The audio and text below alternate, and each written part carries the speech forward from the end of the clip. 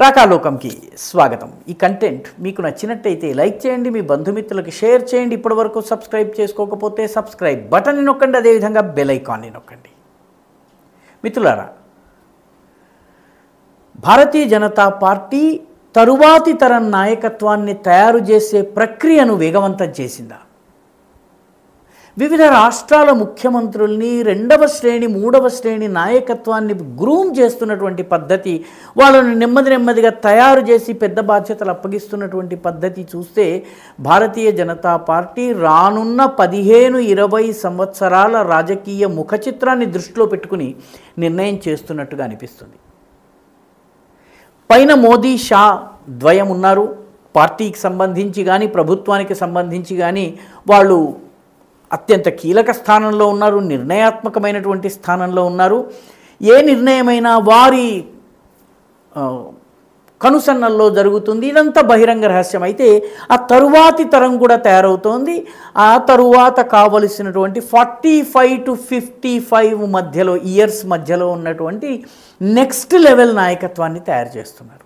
వివిధ రాష్ట్రాల ముఖ్యమంత్రుల నియామకం గనక మనం చూస్తే వాళ్ళు వచ్చినటువంటి సామాజిక వర్గాలు కానీ వాళ్ళ వయస్సు కానీ పార్టీలో వాళ్ళు పైకి వస్తున్నటువంటి తీరు కానీ ఎవరు కూడాను హఠాత్తుగా వచ్చేసి పలానా ముఖ్యమంత్రి గారి కుమారుడు లేకపోతే కేంద్ర మంత్రి గారి కుమారుడు అని నాయకుడు కాకుండా గ్రౌండ్ లెవెల్ నుంచి పనిచేసి పైకి వచ్చినటువంటి వాళ్ళు ముఖ్యమంత్రులు అవుతున్నారు.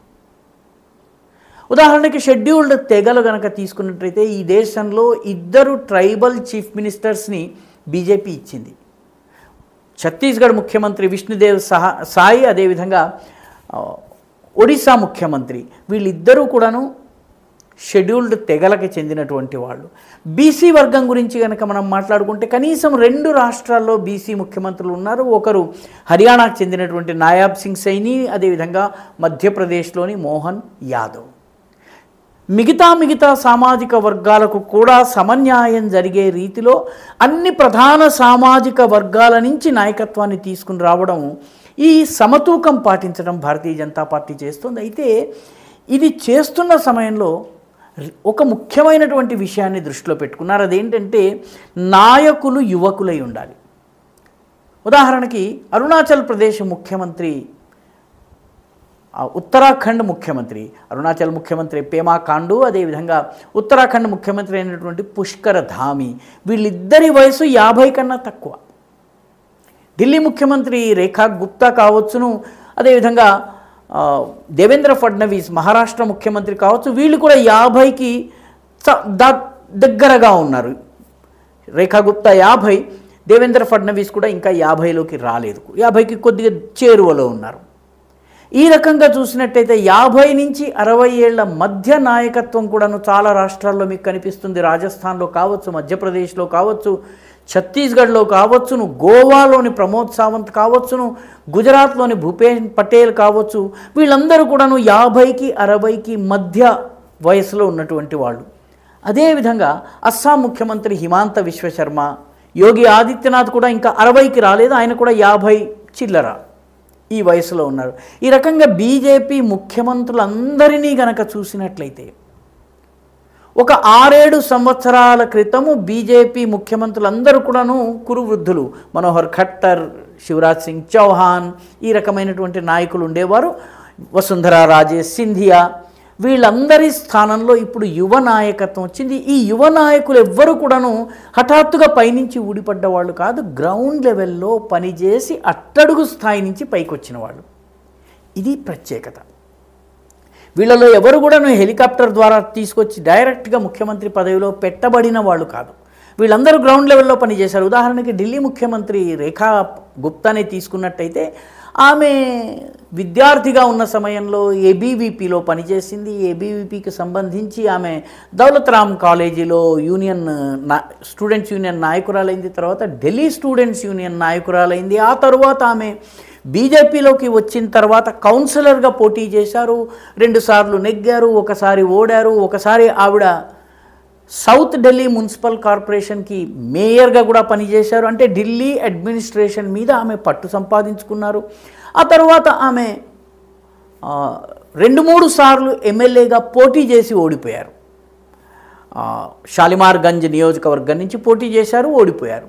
ఆ తరువాత ఆమె సంస్థాగతంగా కూడాను పార్టీకి సంబంధించినటువంటి ఢిల్లీ యూనిట్కి ప్రస్తుతం సెక్రటరీ. అంతేకాకుండా ఆమె మహిళా మోర్చాలో ఆల్ ఇండియా వైస్ ప్రెసిడెంట్ బాధ్యతలో కూడా ఉన్నారు. కాబట్టి సంస్థాగతంగాను పాలనా పరంగాను అడ్మినిస్ట్రేషన్ పరంగాను రెండు రకాలుగా కూడాను అట్టడుగు స్థాయి నుంచి నెమ్మదిగా పైకొచ్చినటువంటి వ్యక్తి ఆవిడ.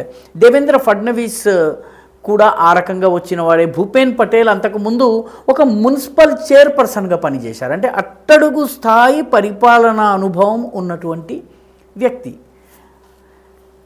విష్ణు సాయి కావచ్చును, ఛత్తీస్గఢ్ కావచ్చును, మధ్యప్రదేశ్లో ఉన్న మోహన్ యాదవ్ కావచ్చును, బజరంగ్ లాల్ శర్మ రాజస్థాన్ కావచ్చును, వీళ్ళందరూ కూడా చాలామంది ఫస్ట్ టైం ఎమ్మెల్యేస్ అయినప్పటికీ కూడాను సంస్థాగతంగా పార్టీ పనిలో, అదేవిధంగా పరిపాలనా పరంగా క్రింద స్థాయిలో అట్టడుగు స్థాయిలో పంచాయతీ స్థాయిలో మున్సిపల్ స్థాయిలో పనిచేసి ఎదిగి వచ్చినటువంటి నాయకులు. కాబట్టి యువ నాయకత్వంతో పాటు సమాజంలోని అన్ని సామాజిక వర్గాల సమతూకము, కానీ ఇది చేస్తున్న సమయంలో గ్రాస్ రూట్ లెవెల్లో పని ఏ మేరకు చేశారన్నది చూసి నాయకత్వాన్ని బిల్డ్ చేయటం జరుగుతోంది. కాబట్టి బీజేపీలో మరుసటి తరం నాయకుడు, ఇప్పటికే 2 సార్లు ముఖ్యమంత్రి అయినటువంటి హిమాంత బిశ్వ శర్మ కావచ్చును, యోగి ఆదిత్యనాథ్ కావచ్చును, వీళ్ళు ఆల్రెడీ 3 సార్లు ముఖ్యమంత్రిగా ఉన్నటువంటి శివరాజ్ సింగ్ చౌహాన్ కావచ్చును, వీళ్ళందరూ కూడాను తమ అనుభవాన్ని తీసుకుని పార్టీకి అదేవిధంగా ప్రభుత్వాలకు, తాము పనిచేస్తున్నటువంటి ప్రభుత్వాలకు కూడాను తాము చాలా కీలకమైనటువంటి కాంట్రిబ్యూషన్ చేస్తున్నారు. కాబట్టి బీజేపీ ఏ రకంగానైతే 2వ 3వ శ్రేణి నాయకత్వాన్ని బిల్డ్ చేస్తోందో ఇది అధ్యయనం చేయవలసిన అవసరం. అంటే రానున్న 10-15 సంవత్సరాల కోసం కావలసినటువంటి నాయకులను బీజేపీ తయారు చేసుకుంటుంది. అంటే రానున్న 15-20 ఇయర్స్ వరకు ఈ రాజకీయాలను తాము ప్రభావితం చేయబోతున్నామన్నటువంటి విషయం గుర్తించిన బీజేపీ ఈ పనిని చేస్తోంది. ఈ వీడియో మీకు నచ్చినట్టయితే లైక్ చేయండి, షేర్ చేయండి, ఈ ఛానల్కు సబ్స్క్రైబ్ చేయండి. మీ అభిప్రాయాన్ని కమెంట్ల రూపంలో తప్పనిసరిగా పంపించండి.